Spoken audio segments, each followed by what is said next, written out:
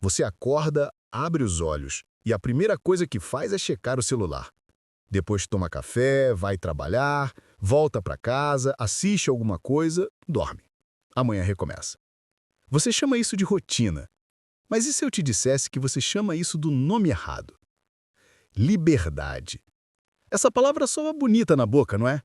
A gente repete ela como um mantra. Eu sou livre. Ninguém manda em mim. Eu faço o que eu quero. Mas faça um exercício comigo agora. Pense na última vez que você sentiu raiva. Lembra? Aquela sensação queimando no peito, o sangue fervendo, as palavras saindo da sua boca antes mesmo de você pensar. Naquele momento, você estava no controle?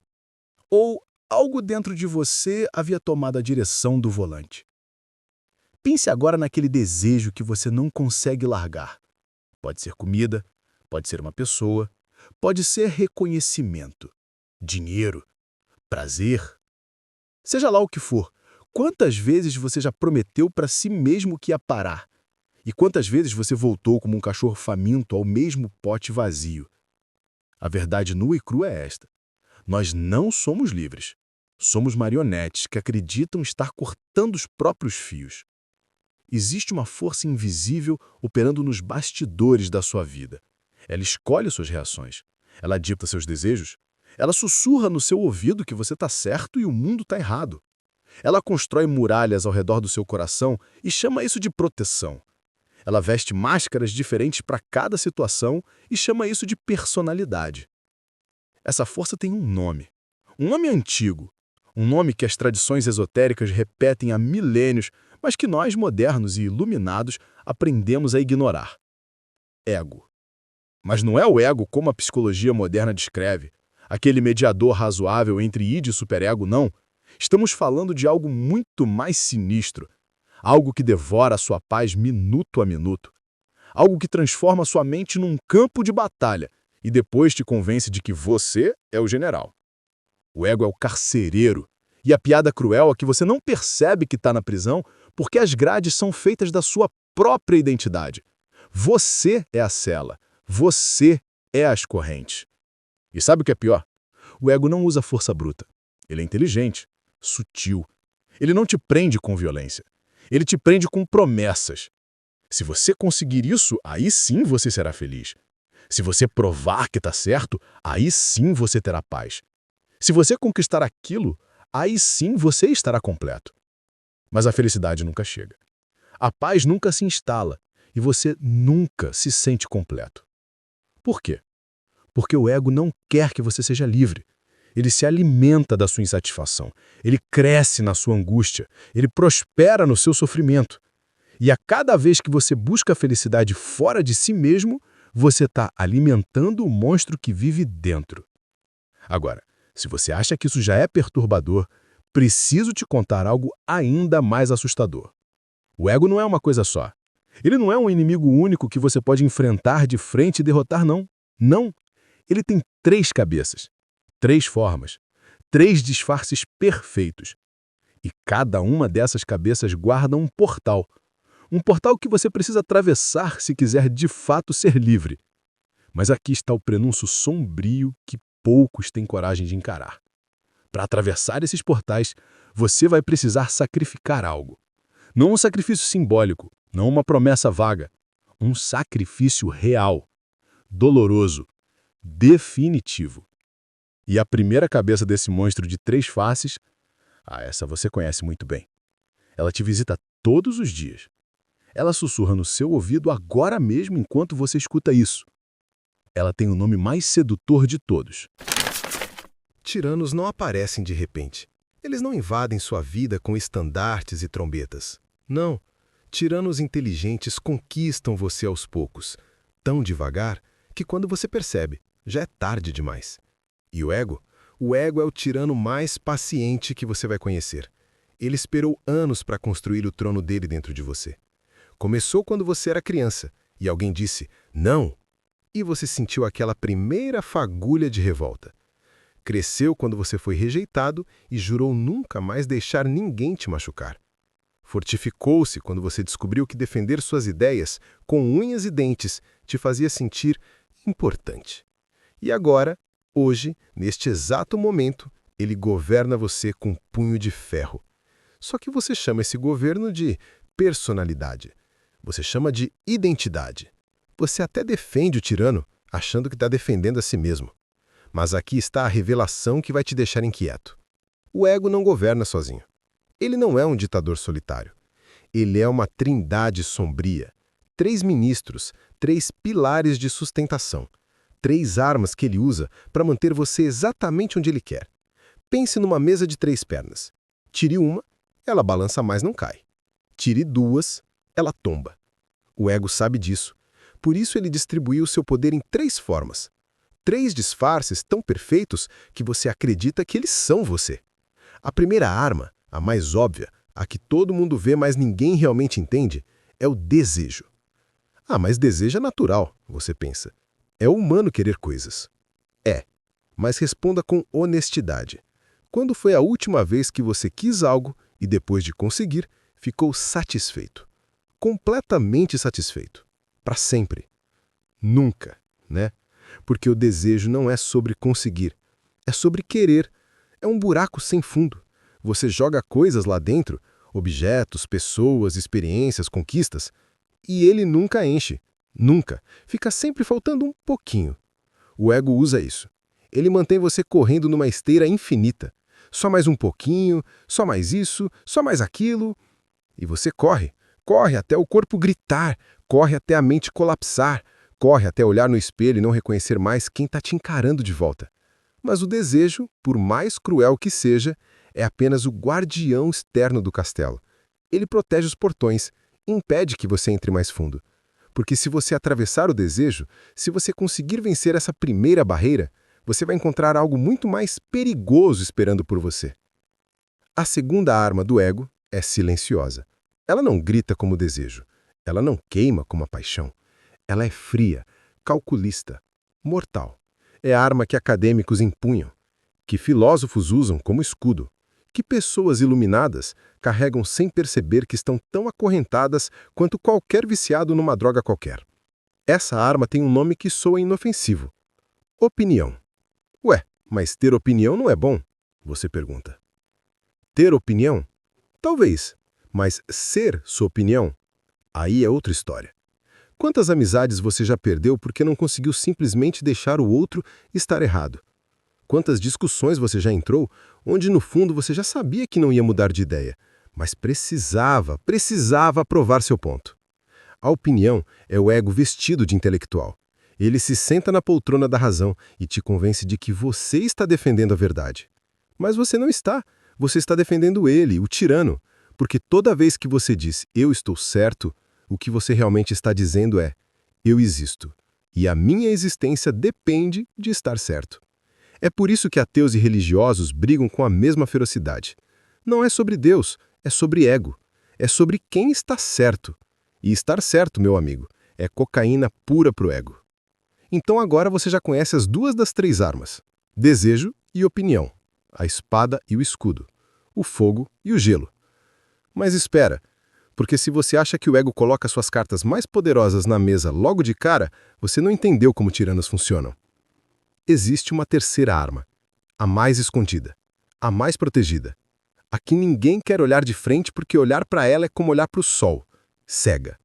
Essa terceira arma é o próprio trono, é o coração do castelo, é a fonte de tudo. E ela é tão parte de você que mesmo agora, enquanto escuta isso, uma voz dentro da sua cabeça está dizendo: "Tá, mas isso eu não posso perder. Isso é realmente quem eu sou." Essa voz, esse sussurro defensivo, é ela, a terceira cabeça do monstro. E ela está prestes a se revelar. Existe uma palavra em sânscrito que os antigos mestres usavam para descrever a força mais destrutiva do universo. Não é ódio, não é medo, é Trishna, sede, a sede insaciável, o desejo que nunca morre, que nunca se satisfaz, que nunca para. E você carrega isso dentro de você agora mesmo. Pode sentir. Aquela inquietação sutil, aquele formigamento mental que diz: algo está faltando, Mesmo quando você tem tudo, mesmo quando está confortável, mesmo quando deveria estar em paz. Algo está faltando. Isso não é acidente. Isso não é depressão. Isso não é a vida moderna. Isso é o desejo fazendo exatamente o que foi programado para fazer: te manter acorrentado. Mas aqui está o truque cruel que ninguém te contou. As correntes não estão nos seus pulsos, estão na sua mente. E você mesmo que as forjou, elo por elo, desejo por desejo, desde que nasceu. Pense comigo. Lembra quando você era criança e queria desesperadamente aquele brinquedo? Aquela sensação de que sua vida inteira dependia daquilo. E quando finalmente conseguiu, quanto tempo durou a felicidade? Um dia? Uma semana? Depois veio outro desejo, e outro, e outro. Adolescência, você queria ser popular, ser amado, ser aceito. Conseguiu? E aí, você ficou completo? Não, porque aí veio a fase adulta com desejos mais sofisticados. Carreira, dinheiro, reconhecimento, status. Você persegue, você conquista e por um momento, um único momento, você sente aquele gostinho de vitória. E então? Vazio de novo, sede de novo, falta de novo. É como beber água salgada. Quanto mais você bebe, mais sede você tem. E você bebe, e bebe, e bebe, até perceber que está se afogando. O desejo é uma promessa que nunca se cumpre. É um horizonte que recua cada vez que você dá um passo. É o primeiro guardião do ego, e ele é implacável porque ele se disfarça de esperança. Quando eu conseguir isso, aí sim eu vou ser feliz. Mentira. Quando eu tiver aquilo, aí sim eu vou estar completo. Mentira. Quando eu conquistar aquela pessoa, aquele corpo, aquela posição, aí sim. Mentira, mentira, mentira. E a parte mais assustadora é: você sabe disso. No fundo, você já provou que é mentira dezenas de vezes. Mas continua acreditando. Porque o desejo não opera na lógica, ele opera na compulsão. Agora, presta atenção no que eu vou te dizer, porque aqui a coisa fica realmente sombria. O desejo não quer que você consiga o que deseja. Ele quer que você continue desejando. Porque no momento que você realiza um desejo, ele perde poder sobre você. Então o que ele faz? Ele já prepara o próximo, e o próximo, e o próximo. É uma escada infinita, onde cada degrau que você sobe revela 10 novos acima. E você sobe e sobe até cair de exaustão. Quantas pessoas você conhece que conseguiram tudo e ainda assim estão miseráveis? Quantos ricos, famosos, poderosos você já viu destruídos por dentro? Eles não falharam em conquistar seus desejos, eles falharam em perceber que desejo em si é a prisão. E aqui entra o primeiro sacrifício, a primeira morte que você precisa morrer. Você precisa matar o desejo. Não suprimir, não controlar, não gerenciar. Matar, arrancar pela raiz, cortar na fonte. Mas como, você pergunta? Como eu mato algo que parece tão natural, tão parte de mim? Aí que está o segredo sombrio que os antigos mestres descobriram. Você não mata o desejo lutando contra ele. Você mata o desejo deixando-o de alimentá-lo. Cada vez que você cede, você joga lenha na fogueira. Cada vez que você persegue, você aperta as correntes. Cada vez que você diz, só mais uma vez, você assina um novo contrato com o carcereiro. O sacrifício do desejo é simples, mas agonizante. Você precisa parar, completamente. Olhar para aquela voz dentro de você que grita, eu quero, e responder com um silêncio absoluto. E quando você faz isso, quando você realmente corta a alimentação, algo bizarro acontece. A energia que estava sendo desperdiçada perseguindo fantasmas começa a se acumular, a se concentrar, a se transformar em algo diferente, algo poderoso, Os antigos chamavam isso de transmutação, alquimia interior. Você troca a miséria de agarrar pela liberdade de soltar. E nesse soltar, você descobre uma força que nem sabia que existia. Mas, e aqui vem o prenúncio que vai te arrepiar, matar o desejo é apenas a primeira porta. É apenas o primeiro guardião. Porque tem gente que consegue. Tem gente que renuncia aos prazeres da carne, que vive de forma simples, que corta os excessos. Monges, ascetas, minimalistas. E sabe o que acontece com muitos deles? Eles se tornam arrogantes, orgulhosos da própria disciplina, olham para os outros com superioridade. Eu sou melhor porque não desejo. E aí, meu amigo? Eles caíram na armadilha do segundo guardião. Um guardião muito mais sutil, muito mais perigoso. Porque o ego não precisa de luxúria para sobreviver.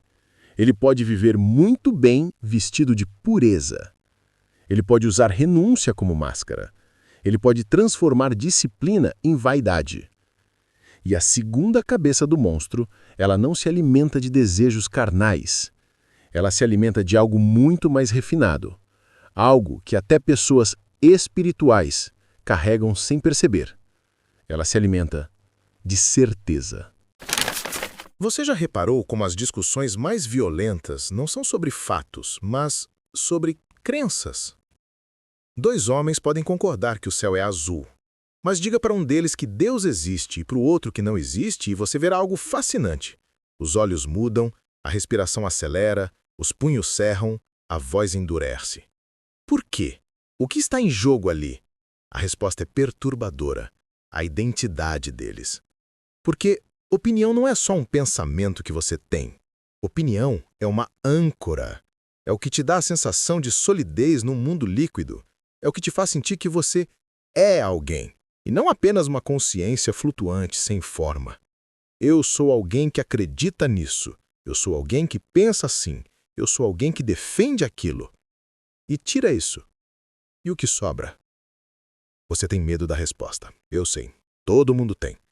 E é exatamente esse medo que o ego explora. Ele pega as suas opiniões sobre política, religião, filosofia, moral, estética, tudo, e as transforma em armadura. E aí te convence de que, se você tirar a armadura, vai morrer. Mas aqui está a ironia cruel. É a armadura que te mata. Devagar, por dentro. Pensa comigo. Quantas vezes você já continuou uma discussão não porque queria descobrir a verdade, mas porque não podia, não conseguia admitir que estava errado? Quantas vezes você já distorceu fatos, ignorou evidências, atacou a pessoa em vez do argumento só para proteger aquela sensação de estar certo?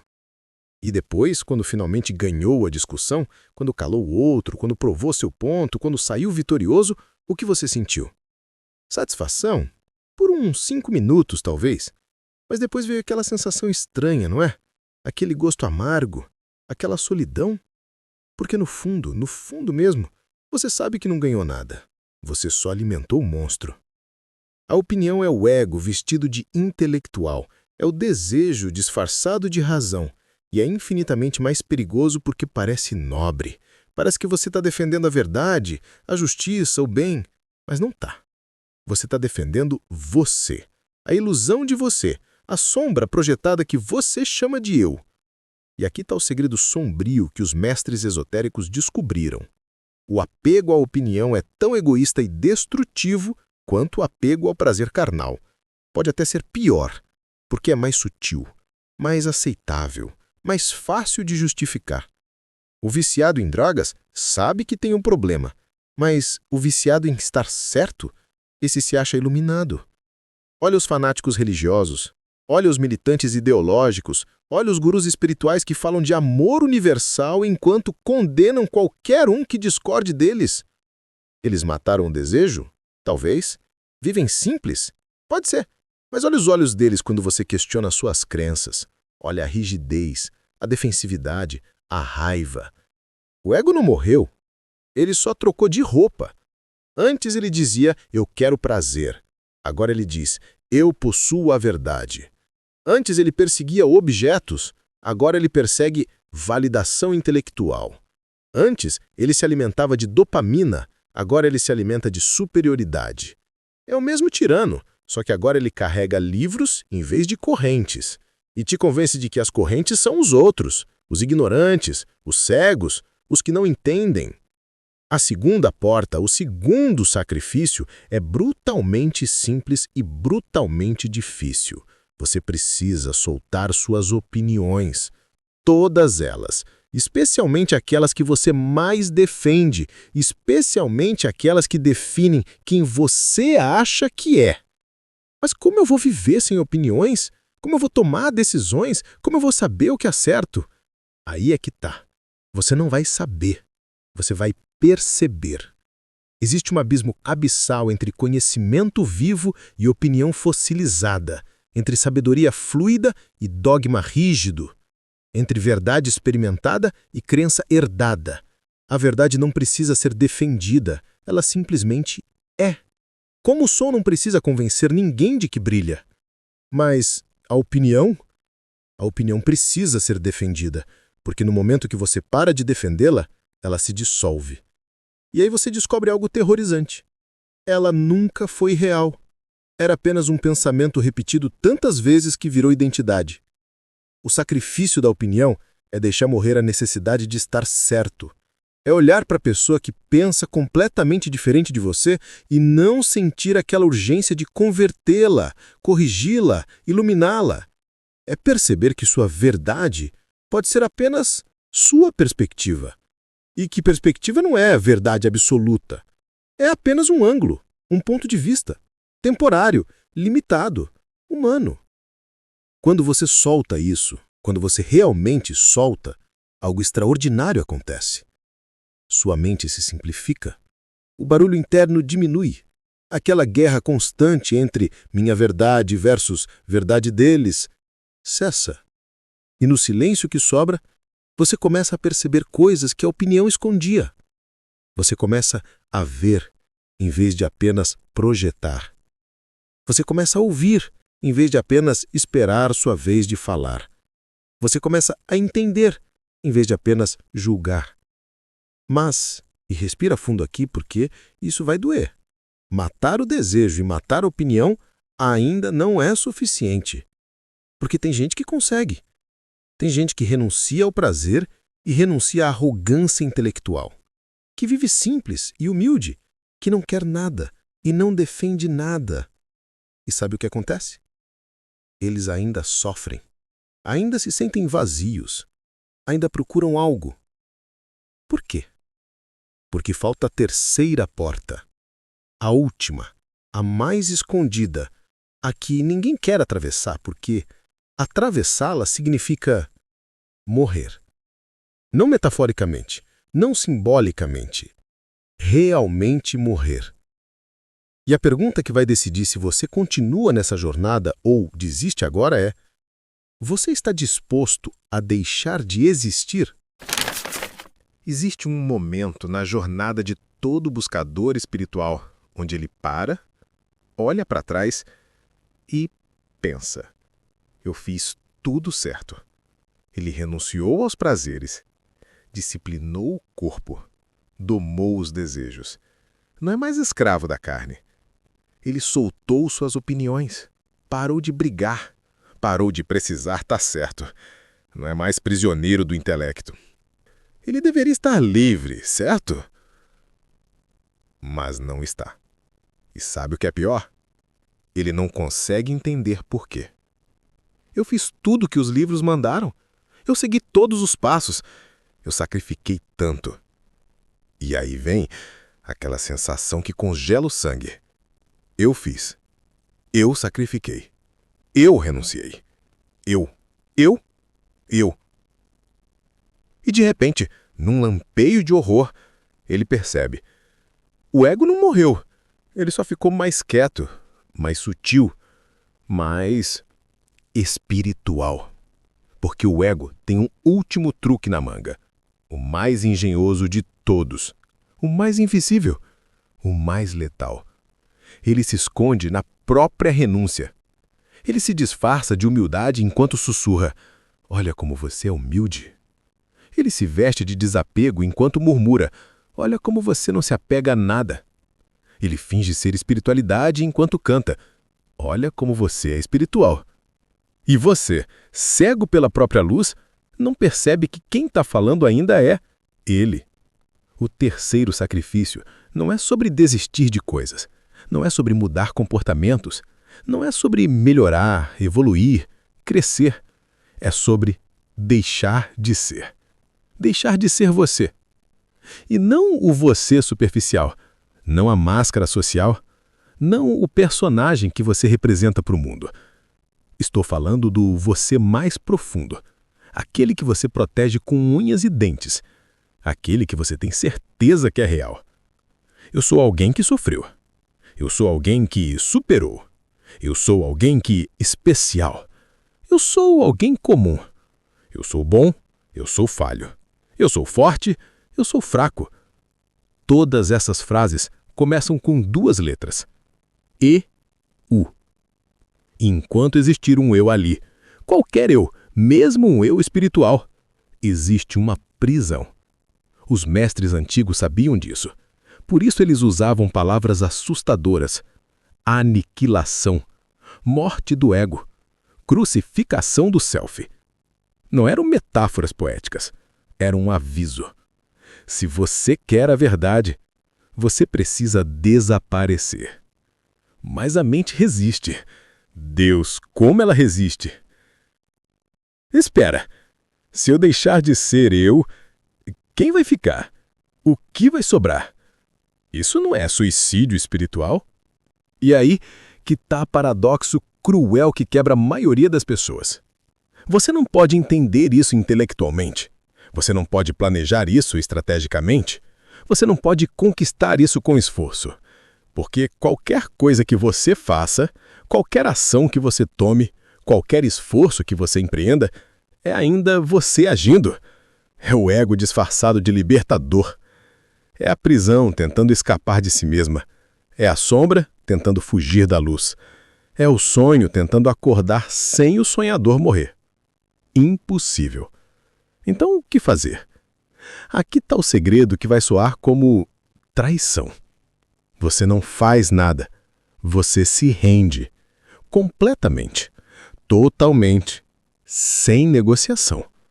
Você para de tentar se salvar, para de tentar se melhorar, para de tentar se purificar. Você desiste. Não desiste da jornada. Desiste de ser o viajante. Não desiste da busca. Desiste de ser o buscador. Não desiste da vida. Desiste de ser o dono dela.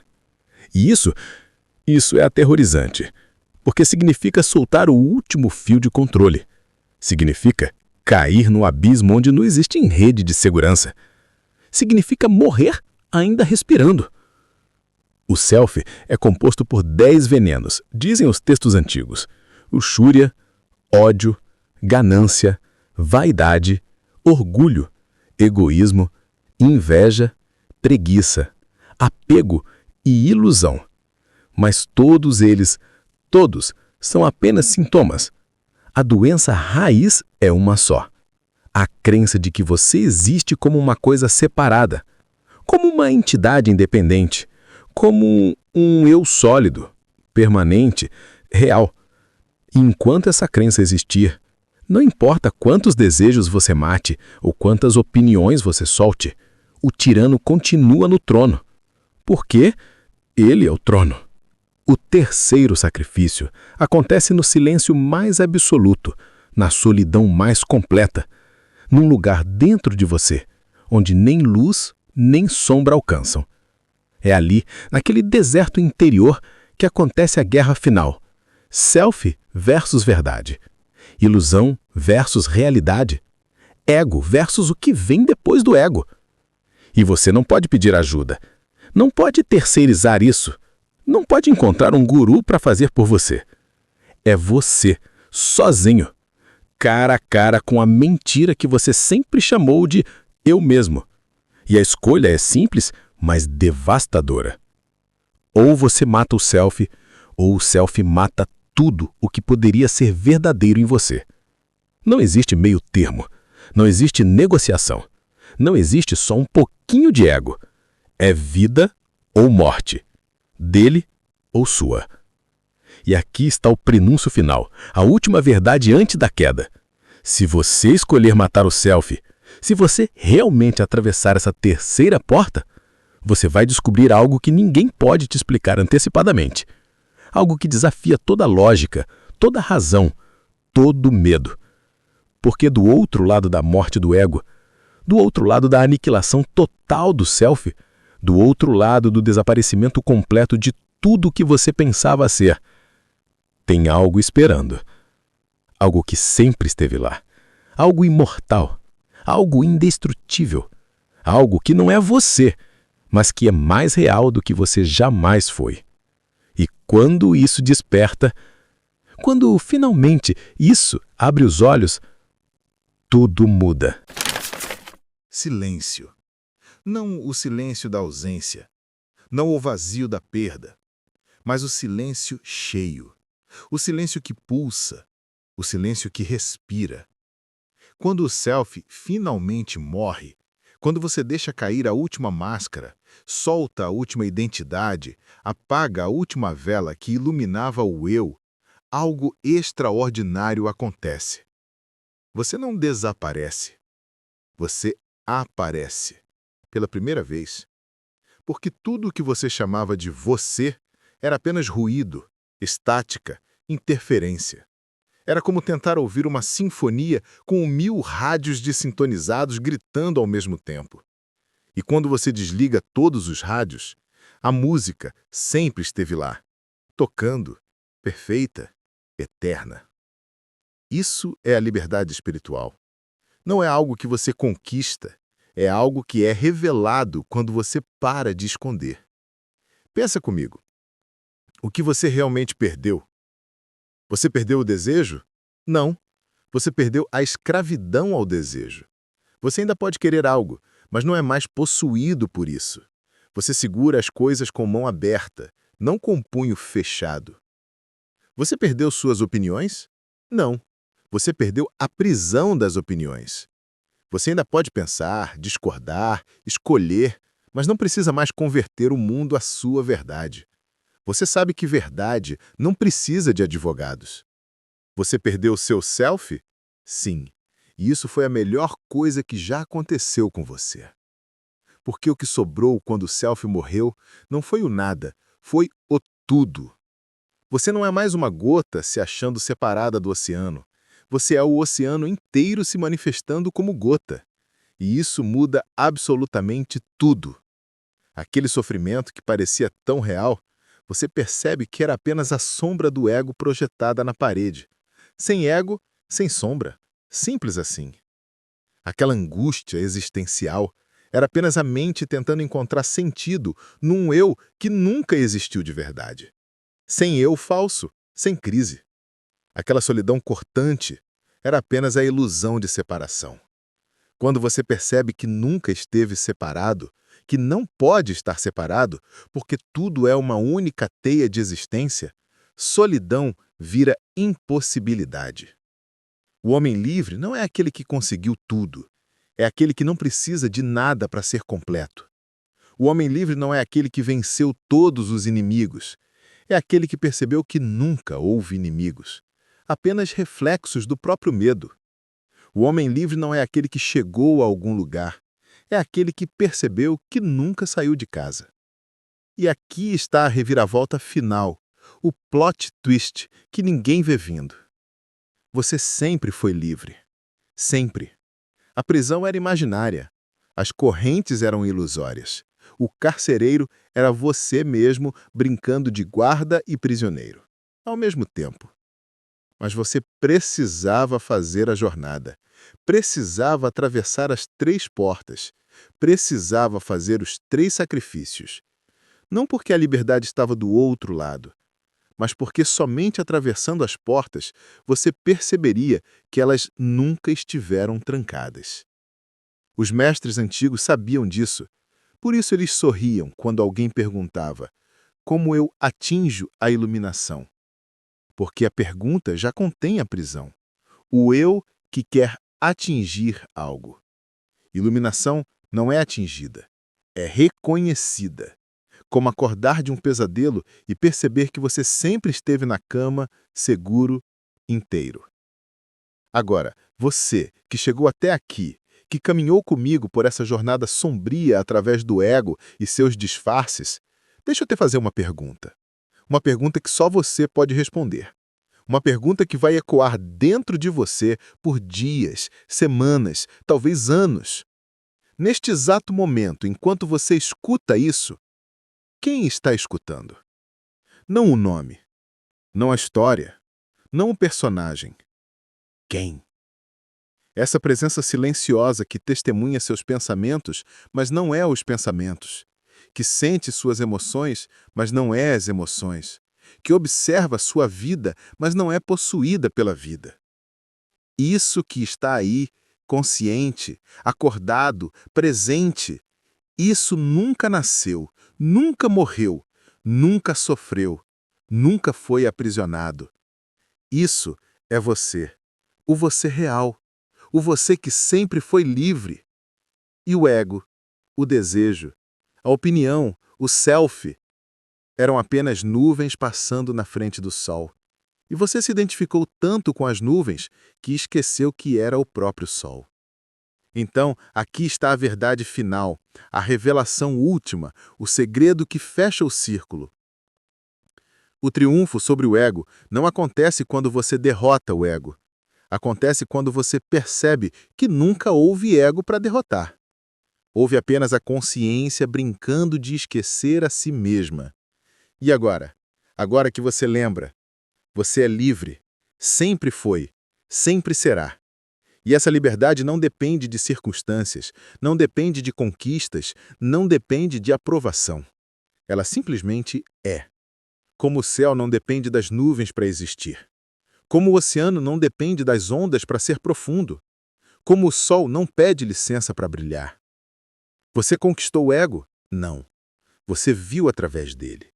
Você matou o self? Não. Você percebeu que ele era apenas um pensamento repetido até virar prisão. Você encontrou a paz? Não. Você parou de perturbar a paz que sempre esteve aqui. E agora que os 3 sacrifícios foram feitos, agora que as 3 portas foram atravessadas, agora que o véu finalmente caiu, o que você faz? Nada de especial. E isso é o mais bonito. Você vive.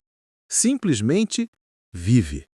Mas vive como o rio que flui sem esforço, como a árvore que cresce sem ansiedade, como o pássaro que voa sem mapas.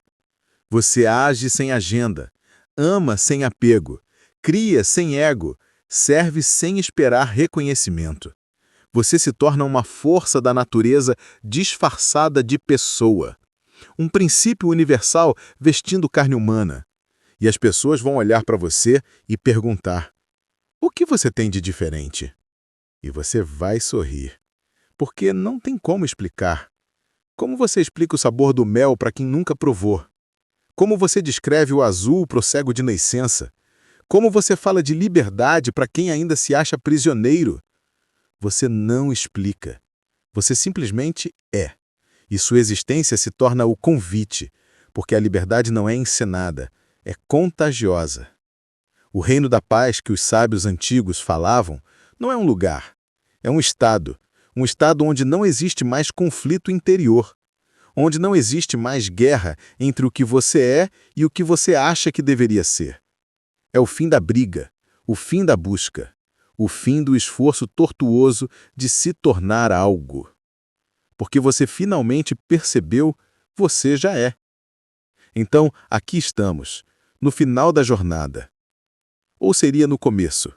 Porque agora que você viu, agora que você sabe, agora que o segredo foi revelado, a vida real começa.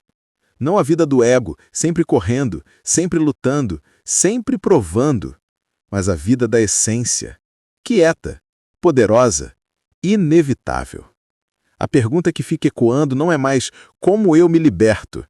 A pergunta agora é: agora que eu sou livre, o que eu faço com essa liberdade? E a resposta? A resposta você vai ter que descobrir sozinho. porque eu posso te mostrar a porta, posso até atravessá-la com você. Mas do outro lado, você caminha sozinho.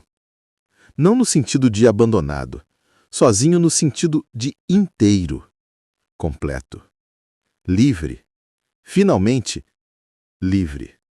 E essa liberdade, meu amigo, essa liberdade que custou tudo, mas vale infinitamente mais, ela é sua, sempre foi, desde o primeiro suspiro. Bem-vindo de volta para casa. Bem-vindo de volta para você mesmo. Bem-vindo à verdade.